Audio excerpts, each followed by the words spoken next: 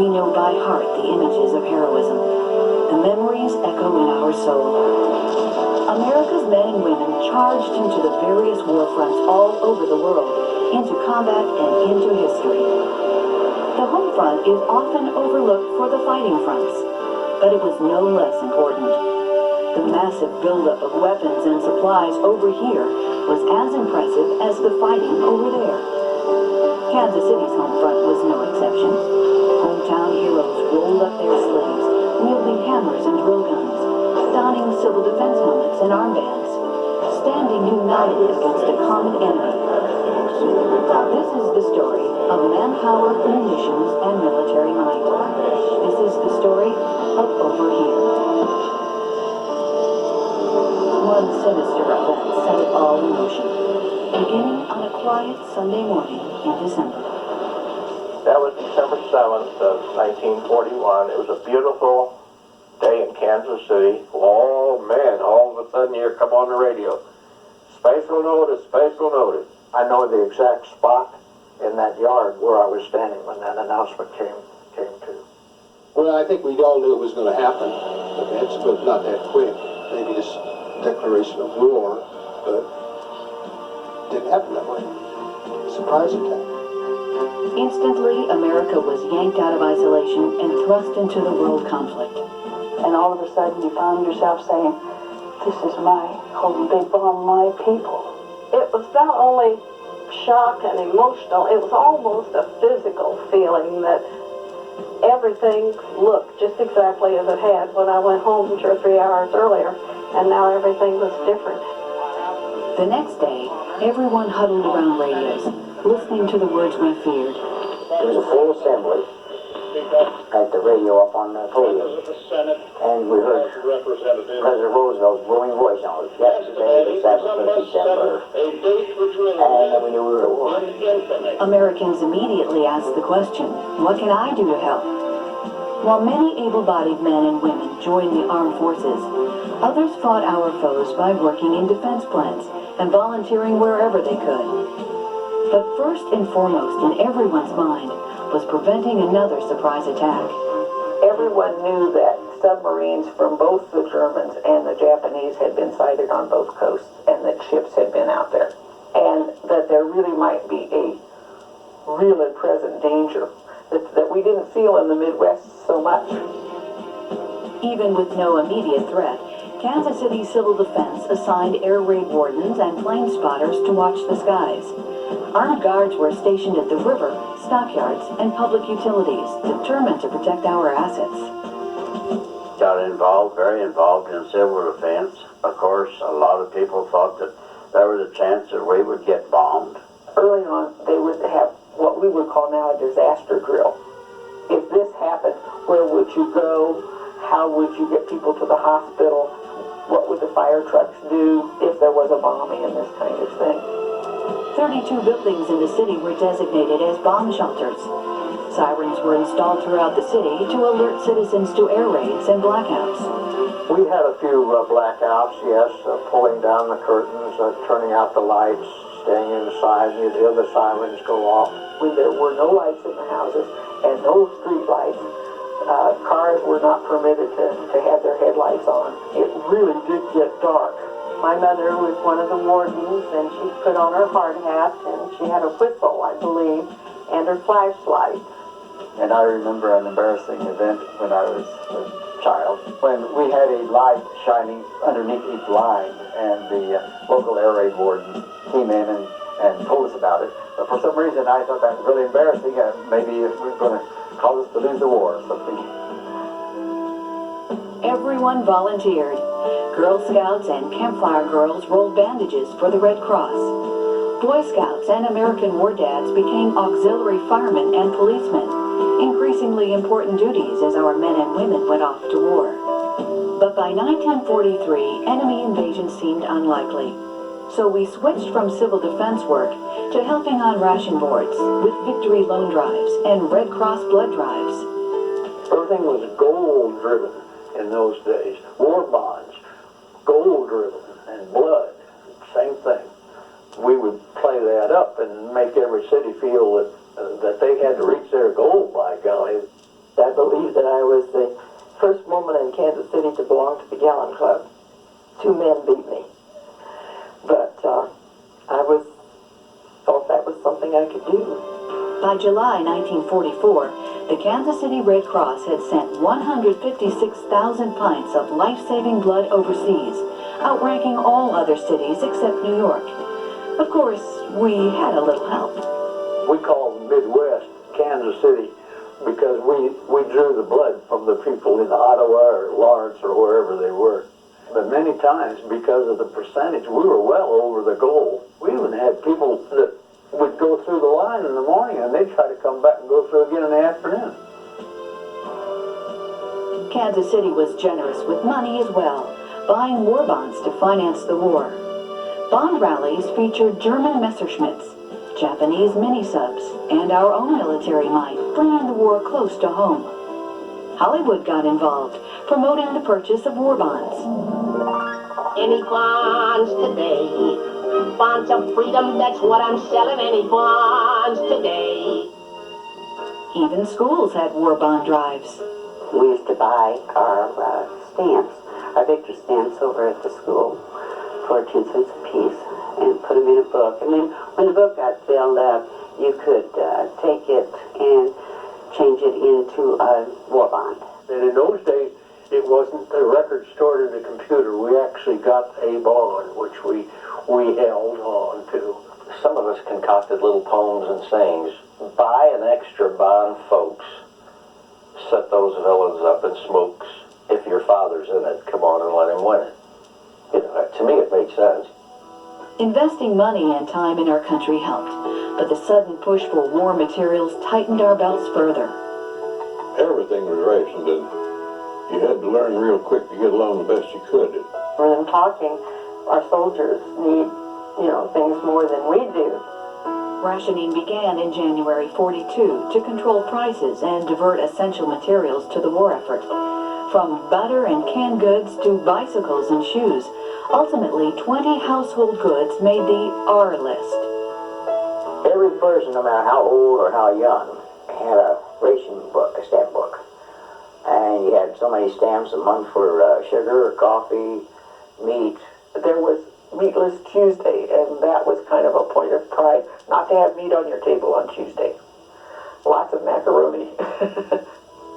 Creative cooking became a challenge, especially when the first casualty of rationing was sugar. Sugarcane was processed into industrial alcohol, which was used to make explosives.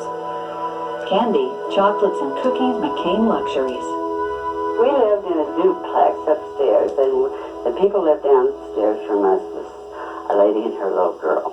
One day she was coming home from the store, and she's standing on the porch. She just had a little bitty sack about like this in her hand. She was holding a little brown sack. I asked what she had, and she told me it's gold dust. I said, really? It's gold dust?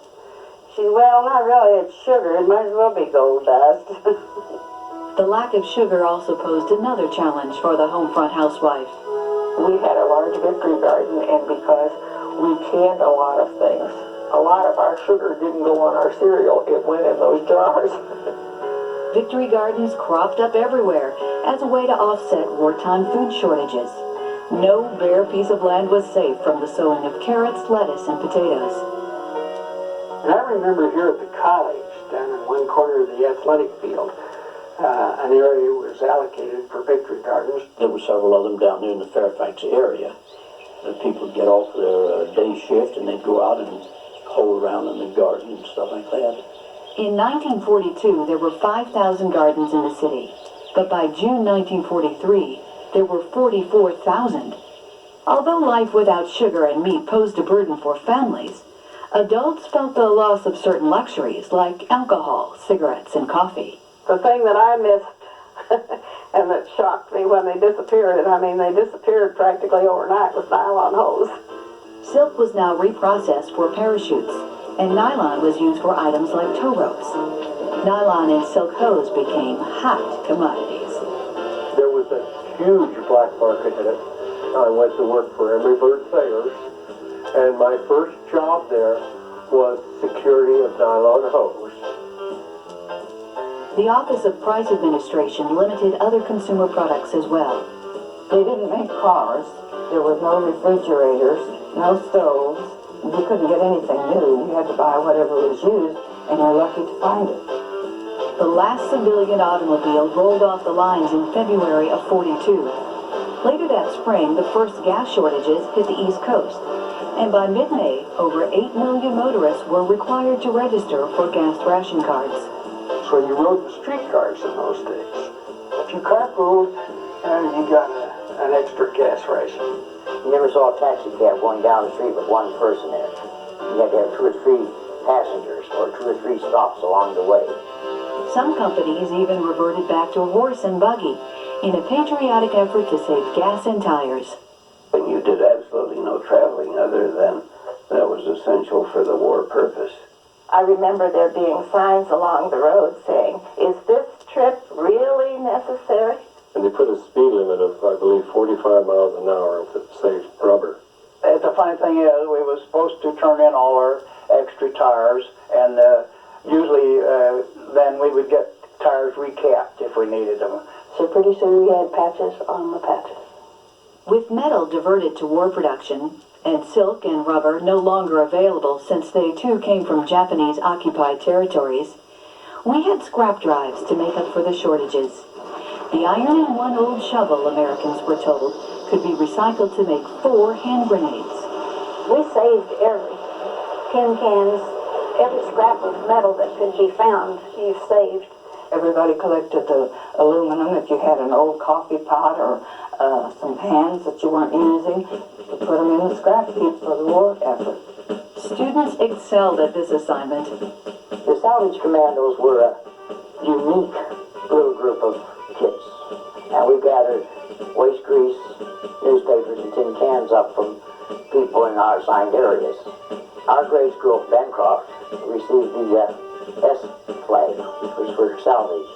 They had the award ceremony and raised it, and it flew under the American flag throughout the rest of the war.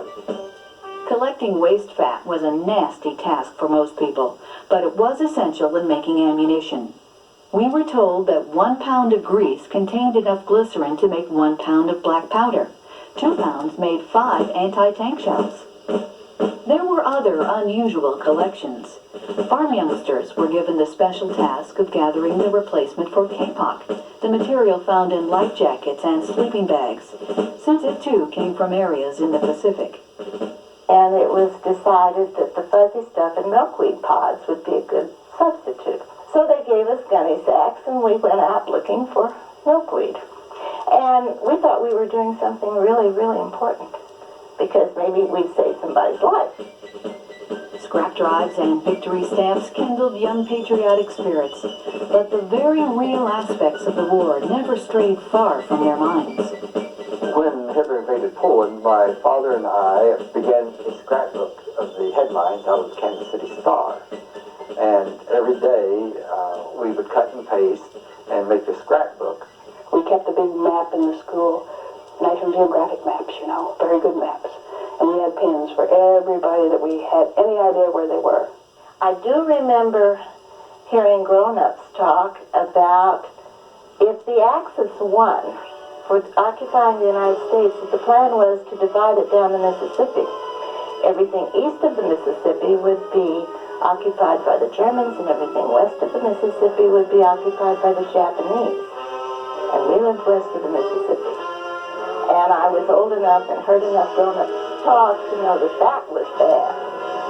But it was the allure of the air that set imaginations alight.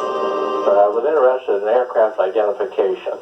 I made that a hobby, and I could identify silhouettes of the B-17 Flying Fortress and the B-24 Liberator and all those. So when I did enter the Navy, I did real well in that area. I had pictures plastered all over my wall of fighter planes and bombers. And the B-25 was a favorite because I knew it was manufactured here in Kansas City. And I remember one little booklet that came in a cereal box that had all of the different models of airplanes. And so when an airplane went over the farm, I'd run outside and see if I could figure out what airplane that was. For children and adults alike, not a day went by without knowing a war was on, and news of any kind was craved. When you go to the movies, First they'd show a cartoon, then they'd show the news of the day. But we went forward the newsreel, because then we got pictures of what were allowed, of course, of how the war was progressing. When we'd see Hitler in the newsreels, what an ugly man. I mean, he was mean looking. We would booing very loud and, say, kill those Nazis. That was an exciting thing to me, to see actual pictures from movie tone of the war, of the tanks, of the airplanes. It was an adventure happening somewhere else, and you got to see it without being in it. You saw it in the movies, in the newsreel, on the radio, in comic books, and you just shared vicariously in all those things. Persuading the American public became a wartime industry for the Office of War Information. Tinged with propaganda, the government printed thousands of posters.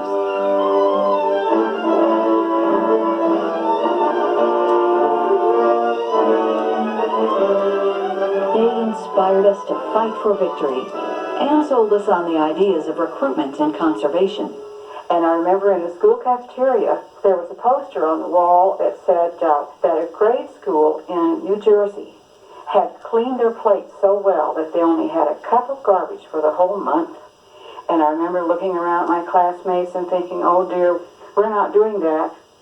Well, then suddenly when I was a little older, I realized that probably someplace in New Jersey there was a poster on the wall that said, a grade school in Missouri cleaned their plates so well that they only had a cup of garbage. More than anything, it was the radio that brought the family together, to listen for news abroad, and perhaps escape from everyday worries. We did all sit around the radio and look at it as they show in some of the old films while we were imagining what was going on, and the news broadcasters were very dramatic. If it hadn't been President Roosevelt with his eloquent voice on radio, to the fireside chat as he called it, he kept the American people on the level and aroused them enough to know that we had a job on our hands, we had to win. The fireside chats lifted our heavy spirits, but it was the music that put us in the mood. We had books that printed the words to all the songs, Frank Sinatra's songs, some of those corny old songs, that Born to Lose and Pistol Packin' Mama, and then some of the war things, Praise the Lord, Pass the Ammunition, and all that sort of thing. Glenn Miller, Tommy Dorsey, Jimmy Dorsey, Von Monroe, Benny Goodman, some of the Charlie Barnett, some of the big bands would come through in those days, and they were a big draw, big bands and big dance floors. best music ever made. Those were foot-stamping days, great days. But that didn't mean that we weren't aware of what was going on as far as world affairs were concerned.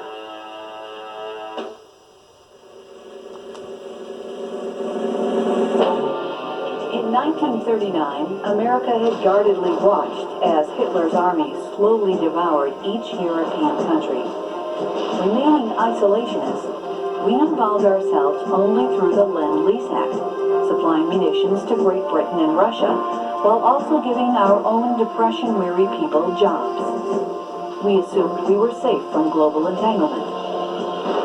If the Japanese had not bombed Pearl Harbor, I don't think we'd been united as we were. I think it increased the anger of the nation to the point that they was more geared up to do the things they had to support the military and the nation. The American industry went to work, and you wouldn't believe how fast they converted to making airplanes and tractors and trucks and tanks and ammunition and guns. In fact, a lot was going on right here in Kansas City.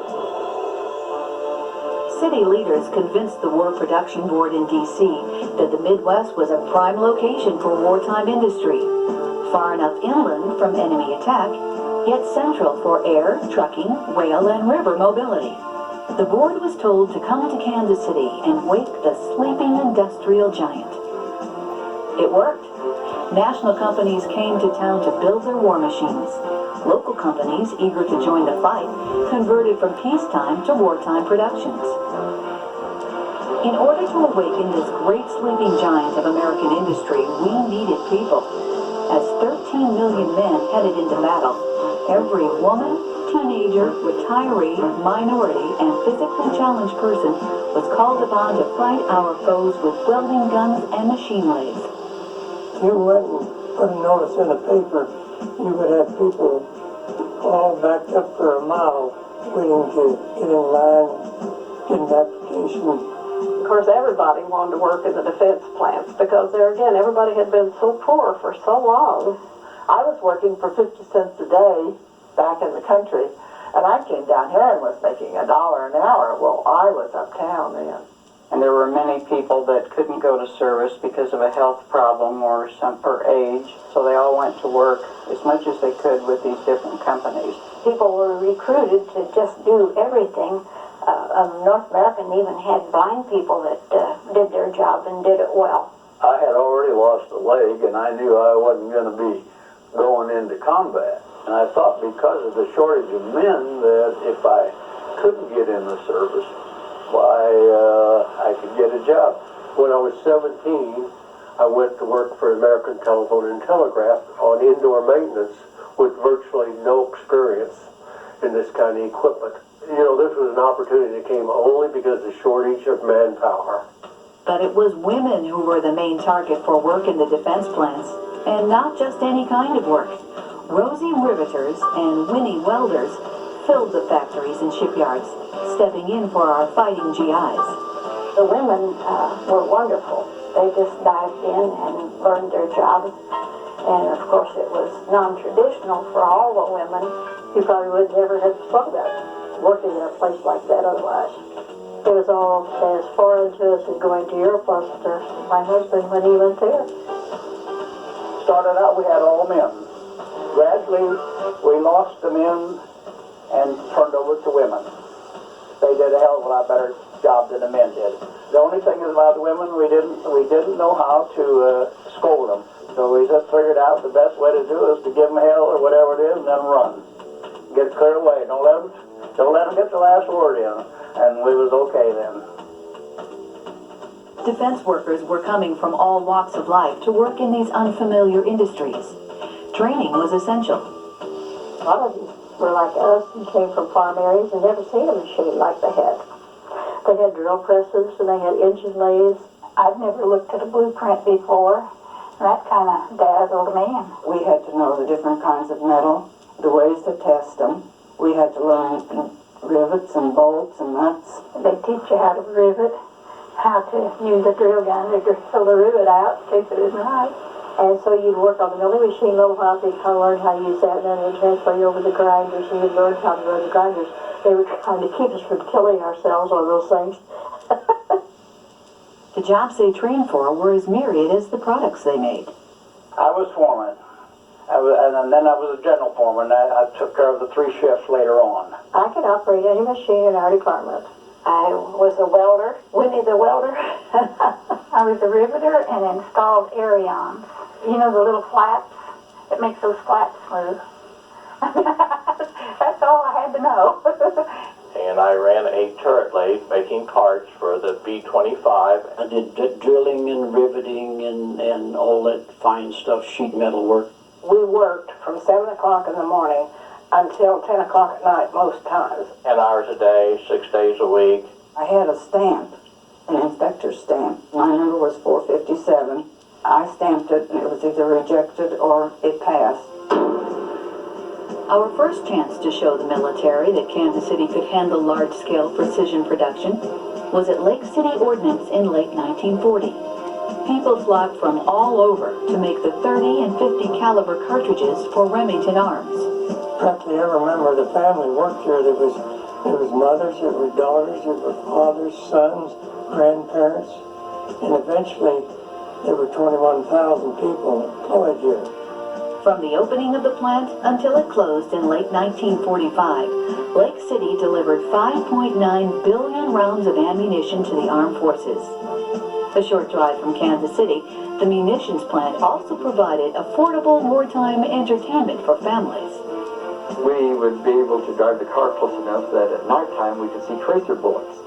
I suppose they were being tested. And again, that made me feel like I was a part of the war, and our community was a part of the war. Precision in production was also important at Sunflower Ordnance Works near DeSoto, Kansas. The Hercules plant supplied extremely essential, yet extremely volatile cannon and rocket powder. And despite high safety standards, fires and accidents did happen. Some lost their lives. But that didn't prevent Sunflower from becoming the largest rocket powder producing plant in the United States by the end of World War II. Butler Manufacturing was already making steel buildings and refueling tanks for the government when war broke out. But their most remarkable product was the Butler Landing Mat. These 10-foot by 15-inch interlocking steel planks were used as sidewalks, floors, footbridges, and ramps on invasion beaches. Our first landing mats went over to Omaha Beach, where the first went into Normandy. Larger combinations of the mats were laid out, allowing the big bombers to land on the sandy Pacific Islands. By war's end, Butler had produced over 29 million square feet of landing mats. That would have been enough to hook it up from Chicago to San Francisco, back to Kansas City. The fledgling aviation and electronics industries had become vital for modern warfare, and Kansas City was at the core of production. Pratt & Whitney came to town to manufacture their double Wasp airplane engine for the Navy. 23,000 people built and assembled the intricate machine in the huge complex at Bannister and Troost, called the Wasp Nest. When I first went there, I seen all these parts all laid all over every place. And I told them, I said, my God, there's a lot of parts. And they kind of laughed at me a little bit. It all stayed in the same building, went over to the assembly. And over in the assembly, they would put it together, and then they would put it in their test cells and test it out. I remember sometimes when I would have to go down and take something somewhere, walk through where all the test cells were. That was a wild noise. And we put out an engine faster, more engines, and cheaper and better than what they was doing in Hartford, Connecticut, the parent plant. Kansas City's sole prime defense contract was for the famous B-25 Billy Mitchell medium bomber. Built by North American Aviation, over 59,000 people toiled at the Fairfax plant, doing whatever it took to create each masterpiece. The part of the plane that we worked on was the center section. And there were 3 gas bays on each section where the wing would eventually join on. And I would get stuck down in those gas bays, head first down, or any other way you could get in there. Had all these rivets going like machine guns everywhere. I don't know how I can hear anything to this day, but I have good hearing. At any one time, approximately 100 airplanes were in some stage of production. And when you got up to where some of them were the hole in the cell, or maybe there's a wing on, they really looked big. But you look at the size of them compared to the B-29 and different ones, they are definitely medium-sized planes. B-25s were also brought back to Kansas City for modification, adding machine guns, cannons, or the latest in electronic equipment. Most of the plant operation was designing.